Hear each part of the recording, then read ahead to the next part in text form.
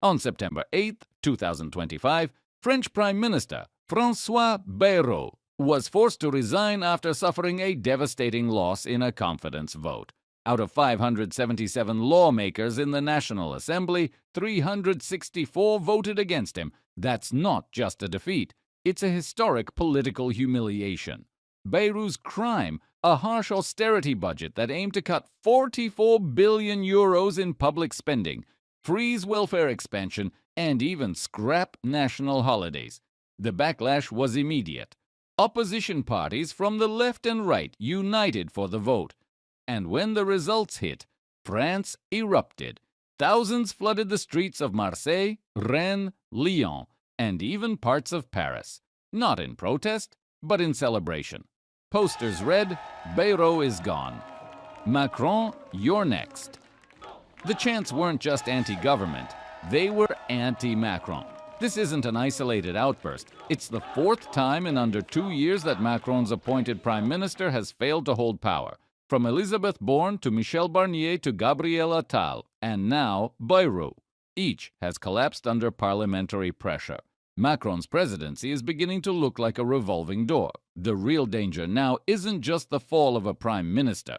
It's the perception of a president who can't govern. Macron's centrist Renaissance Party lost its majority in the 2022 legislative elections. Since then, he's relied on shaky coalitions, technocrats, and political compromise to pass even basic legislation. But Bayrou's budget went too far. It was seen as a betrayal of social protections, especially during a time when inflation, stagnant wages, and economic anxiety are gripping much of Europe.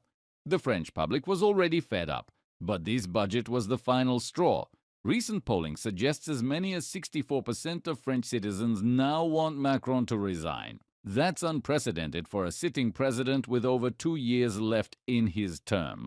The streets reflect this sentiment. What began as a reaction to Bayrou's exit has morphed into a broader uprising against Macron's leadership. Some protesters carry signs calling for snap elections. Others demand constitutional reforms. Meanwhile, Macron is scrambling to appoint his fifth prime minister since 2023. One name being floated is Finance Minister Eric Lombard, a technocrat with deep connections to the private sector.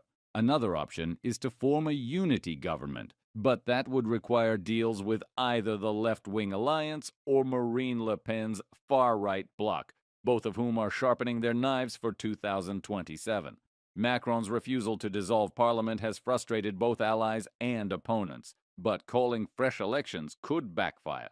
Current projections show the far-right Rassemblement National winning a significant number of seats. France is stuck in a dangerous political limbo. A president with no majority, no stable government, and no clear path forward. His approval ratings are at historic lows, his party is splintered, and the opposition is emboldened. France, a nation known for revolution, may be preparing for its next chapter.